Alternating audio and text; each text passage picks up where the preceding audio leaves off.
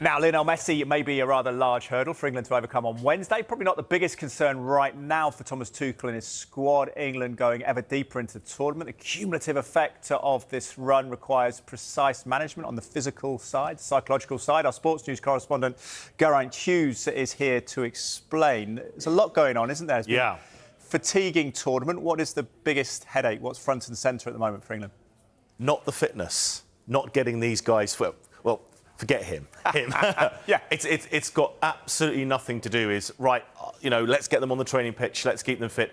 The most important things for England right now are actually sleep. But that involves recovery and management of the bodies. This is not just what happened in Miami now at the weekend against Norway. This is the cumulative effect of this World Cup. 6 matches in, but then you had the friendly games beforehand. The fact that England have been on the road for a very long time now as well, in, out, travelling.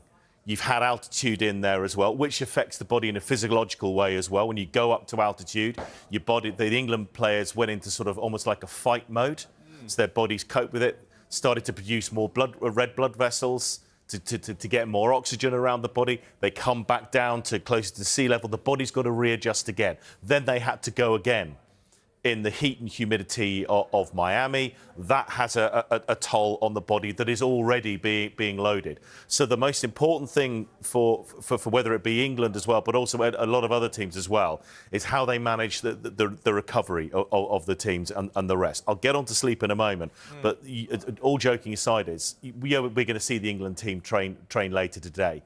But you are not going to be seeing them going to the parameters they might do in a full-on training session. There is no way. The coaches, Thomas Tuchel, assistant coaches, Anthony Barry, Justin Cochrane, they will not be pushing. They're as fit as they're going to be. It's all going to be about sort of tapering, getting them loose, getting the blood flowing, getting their heart rate up, getting the oxygen in, just seeing how they're doing, kind of loosening up and stuff like that, getting them into a routine. And then the most important thing of all is, can Jude Bellingham and the others, can they get a decent night's sleep? A good quality sleep as well, because when you go to sleep, your body effectively shuts down and your muscles repair and they grow.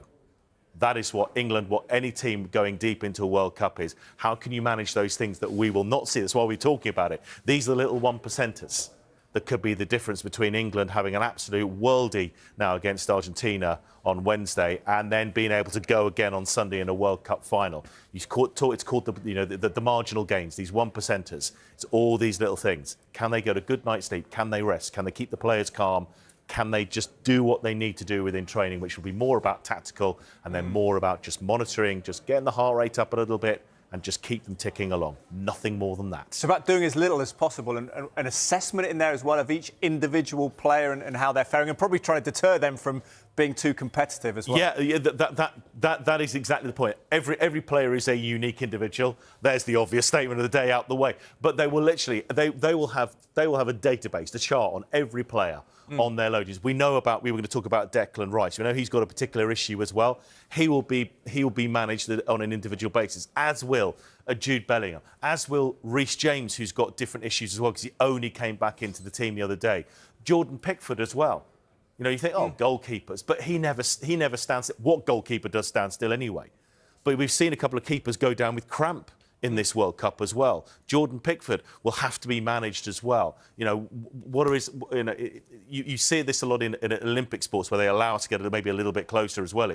For example, swimmers, where they absolutely welly them in the pool. They literally cannot gasp. They bring them in, they're at the end of the pool, and then somebody pricks on their ear to take a little drop of blood. And that works out how good their body is at dispersing and holding off lactic acid, which is a killer for any elite sportsman. They will be doing similar things with the England players as well. And from that, they can work out their loading, how much this the fatigue levels have built up over the last 6, 7, 8 weeks as well, and get them right. Again, it's just that bizarrely, rest is the most important thing that can happen for England these next few days. Well, they'll be hoping to get Jude Bellingham back and fit, but I want to ask you about that communication between the coaches and the medical staff. Yeah, who's busier and how important, and I wonder how brave some of these medical staff might have to be to actually say this may not be in the best interest of Declan Rice to play football at this point with the hamstring, with the illness, all that kind of stuff. I haven't come across a doctor in high-performance sport that has not got a very, very hard exterior. They are professionals. They work within a different code. They come into these environments.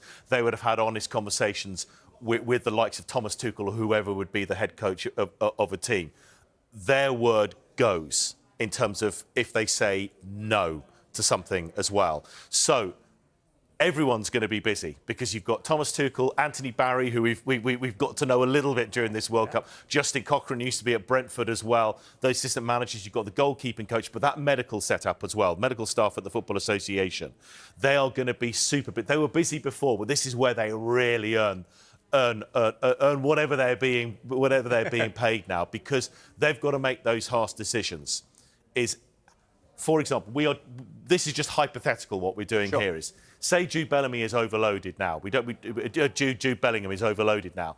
What if the doctor goes, right, he could do 70 minutes, and after that, it's going to be dangerous. He's going to be very, very susceptible to picking up an injury. Thomas Tuchel then knows that.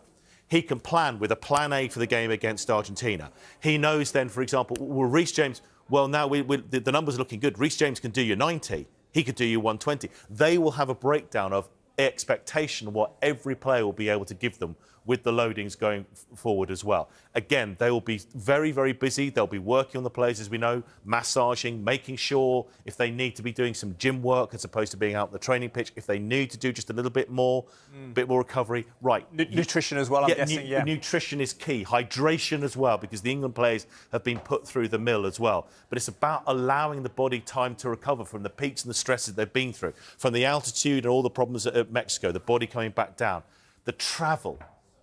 As well, look, they're going from Mexico to Kansas City to Miami, back to Kansas City to Atlanta in Georgia, then potentially back there, and then they're back to either New York or Miami. If it goes well, Miami again if it's the third, fourth playoff place as well. These are extreme stresses on bodies that are absolutely being pushed to the absolute physical limit. So in answer to that question, they are all busy, but what happens now, or tends to happen in high-performance sport, is that the information that Thomas Tuchel and his tactical team, his coaches, is taking on board all that information that's coming from the doctors and the medical team, the physios, about what the players can realistically be expected to do. And also in these few days, can those medical staff get the absolute most in terms of rest and recovery? So sleep, young man. Sleep, young man. And I'm sure we're all preparing for the agony of extra time as well, the physical agony for them and the emotional agony for us. Geraint, thank you very much for now. Speak to you later. Morocco's World Cup journey may be over, but they've left with their heads held high. The Atlas Lions pushed France all the way and once again proved that their 2022 heroics were no fluke. They've inspired millions across Africa and the Arab world, showing that the gap between football's traditional giants and the rest is closing. Morocco are out, but their legacy is only getting bigger. The Atlas Lions have done it again. Morocco have stunned the football world by eliminating the Netherlands from the FIFA World Cup. Led by stars like Achraf Hakimi, the Moroccans defended with heart, attacked with purpose, and proved their historic 2022 run was no fluke. Another European giant has fallen, and Morocco are marching on. Could this be the year an African nation finally lifts the World Cup? Canada are through to the round of 16. But Eustaquio unleashed a stunning winner to break South African hearts and send Canada into the last 16 for the first time ever. Now, FIFA's new World Cup rule is already causing controversy. Paraguay player Miguel Almiron was shown a red card after covering his mouth during a heated exchange. But when Jude Bellingham did something similar while speaking with Ghana's Jordan Ayew, there was no punishment. FIFA says the difference is that one conversation was confrontational and the other wasn't. Fans aren't convinced. Is this a fair application of the rules, or is FIFA already sending mixed messages? Let me know what you think. Nobody saw this coming. Ecuador have stunned Germany with a famous World Cup victory, proving they belong among the tournament's biggest surprises. Despite Germany's star-studded squad, Ecuador matched their intensity, stayed disciplined, and took their chances when it mattered most. This result throws the group wide open and sends a warning to every favorite still in the tournament. The stage is set. England versus Ghana in a World Cup clash with huge stakes. England arrive after putting 4 past Croatia, while Ghana carry momentum from their hard-fought win over Panama. A victory for either side could put one foot in the knockout stage. Will the Three Lions prove too strong, or can the Black Stars produce another famous World Cup moment? Drop your prediction below. history remains intact for the Black Stars. After holding England to a hard-fought draw, Ghana have now gone unbeaten in their second match at every FIFA World Cup they've attended. In 2006, they beat the Czech Republic. In 2010, they defeated Australia. In 2014, they drew with Germany. And now in 2026, they've held England. 4 World Cups. For second matches. 0 defeats. The Black Stars just keep showing up when it matters most. Can Ghana now finish the job against Croatia and reach the knockout stage? Jude Bellingham won man of the match against Ghana, but even he seemed surprised by it. After the game, the England star admitted, "I didn't deserve it, to be honest. It should have gone to one of their lads who defended so well." So if Bellingham doesn't think he deserved the award, how did the voters come to that decision? Ghana's defenders shut England out for 90 minutes, yet none of them got the recognition. Were the voters watching a different game, or did FIFA get this one wrong? Let me know what you think. Cape Verde may be new to the World Cup, but they're already making history. After drawing both of their opening matches, they've become just the 3rd African nation ever to go unbeaten in their first 2 World Cup games. Cameroon did it in 1982. Senegal did it in 2002. Now Cape Verde joins that exclusive list. The question is, can they go one step further and qualify for the knockout stage? Let me know in the comments. Manuel Neuer keeps rewriting football history. The German legend has now made 21 World Cup appearances, more than any goalkeeper in tournament history. But that's not all. He's also played 20 matches at the European Championship, bringing his total appearances at major international tournaments to an astonishing 41. From World Cup glory in 2014 to setting records in 2026, Neuer's longevity is simply unmatched. Will we ever see another goalkeeper like him? The Netherlands ran riot, and 2 players of Ghanaian descent led the charge. Cody Gakpo scored twice. Brian Brobby scored twice. 4 goals between them as the Dutch stormed past Sweden in a statement World Cup performance. It's yet another reminder of the incredible football talent connected to Ghana around the world. Did Ghana miss out on a dream attacking partnership? Let me know in the comments. Reports suggest Senegal's World Cup camp is facing serious off-field distractions. According to Sport News Africa, coach Pape Thiaw is yet to receive an official contract. Some players are reportedly unhappy with accommodation and food arrangements, and outstanding bonuses are allegedly still unpaid.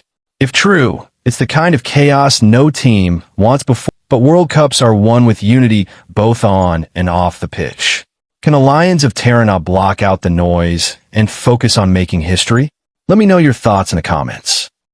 While the Stars battle for glory on the pitch, there's another group playing an important role behind the scenes, the wives and girlfriends supporting them every step of the way. First up is Lionel Messi and his wife, Antonella Rocuzzo. Their story feels like something straight out of a movie. Next is Cristiano Ronaldo and longtime partner Georgina Rodriguez. Their relationship began in 2016 when Georgina was working at a luxury fashion store in Madrid. Over in Brazil, Neymar continues to receive support from girlfriend Bruna Biancardi. Their relationship has had its ups and downs, but after reconnecting, the couple has focused on family life. Then there's Erling Haaland and his partner, Isabel Hogseng Johansson. Like Messi and Antonella, their romance began long before worldwide fame arrived. Ivory Coast left it until the very last moment. For 89 minutes, Ecuador's Stars looked in control. With the defensive duo of Piero Hincapié and William Pacho holding firm, and Moises Caicedo dictating play in midfield, the South Americans seemed on course for a valuable point. But then came Amad Diallo. The Manchester United winger stepped off the bench and struck in the 90th minute, breaking Ecuadorian hearts and sealing a dramatic 1-0 victory for the Elephants. One moment, one goal, 3 huge points. Can Amad Diallo become Ivory Coast World Cup hero? Let me know in the comments. While the Stars battle for glory on the pitch, there's another group playing an important role behind the scenes, the wives and girlfriends supporting them every step of the way. Let's take a look at some of the most talked about partners of the 2026 FIFA World Cup. First up is Lionel Messi and his wife, Antonella Rocuzzo. Their story feels like something straight out of a movie. The pair met as children in Rosario, Argentina, long before Messi became a football legend. After years together, they married in 2017 and now have 3 sons. Whether Messi is lifting trophies or celebrating historic goals, Antonella and the boys are usually right there sharing the moment. Next is Cristiano Ronaldo and longtime partner Georgina Rodriguez. Their relationship began in 2016 when Georgina was working at a luxury fashion store in Madrid. Since then, they've become one of the most recognizable celebrity couples in the world. In 2025, Ronaldo proposed with a stunning diamond ring that instantly grabbed headlines worldwide. Together, they're raising a beautiful family and remain one of football's ultimate power couples. Over in Brazil, Neymar continues to receive support from girlfriend Bruna Biancardi. Their relationship has had its ups and downs, but after reconnecting, the couple has focused on family life. They now share 2 daughters, and Bruna has frequently been seen supporting Neymar as he continues his journey with the Brazilian national team. Then there's Erling Haaland and his partner, Isabel Hogseng Johansson. Like Messi and Antonella, their romance began long before worldwide fame arrived. The two grew up in the same area and knew each other from their early football days. In 2024, they welcomed their first child together, and Isabel is often spotted in the stands cheering on one of football's most feared strikers. And finally, England's superstar Jude Bellingham has been making headlines off the pitch as well. The midfielder has been linked to Ashlyn Castro since 2025. After months of speculation and fan theories online, the pair eventually appeared together publicly, adding fuel to one of football's most talked about romance stories. From childhood sweethearts to global influencers and celebrity power couples, these women have become part of the stories behind some of football's biggest stars. And as the World Cup unfolds, they'll be cheering every goal, every victory, and every unforgettable moment from the stands. Germany's World Cup campaign begins against Curaçao, but don't expect the Germans to take anything for granted. On paper, this should be business as usual. Germany have the bigger stars, deeper squad, and far more World Cup experience. But the World Cup has a habit of producing shocks when nobody expects them.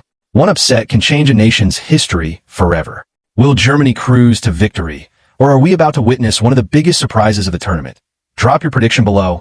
Lionel Messi has won the World Cup, the Ballon d'Or, and almost everything football has to offer. But one record may mean more than the rest. Miroslav Klose holds the record for the most World Cup wins with 17. Messi already has 16. Just one more victory would see him equal the record. 2 more would make him the winningest player in World Cup history. At 39 years old, Messi is still chasing greatness. Will he break the record? Let me know below. Michael Ollis arrived at his first FIFA World Cup with huge expectations, but one thing still hasn't happened. He hasn't scored a single goal, despite creating chances and registering several assists for France. The net has continued to evade him. Is it just bad luck, or is the pressure of the World Cup getting to him? Can Ollis finally break his goal drought before France's journey ends? Cristiano Ronaldo has finally ticked off another milestone in his legendary career. The Portugal captain scored his first ever FIFA World Cup knockout stage goal, and it came against Croatia in the round of 32. After years of dominating the group stage, Ronaldo has now delivered when it matters most in the knockouts. Could this be the goal that sparks Portugal's long-awaited march to World Cup glory? Egypt's World Cup preparations have hit unexpected drama. FIFA has reportedly ordered the Pharaohs to remove the 7 stars from their jersey, symbols of their record AFCON titles. They've also been told to change the gold color used for player names and numbers. Just days before facing Belgium, Egypt now has a kit controversy on their hands. Will this fuel the Pharaohs or distract them when the World Cup begins?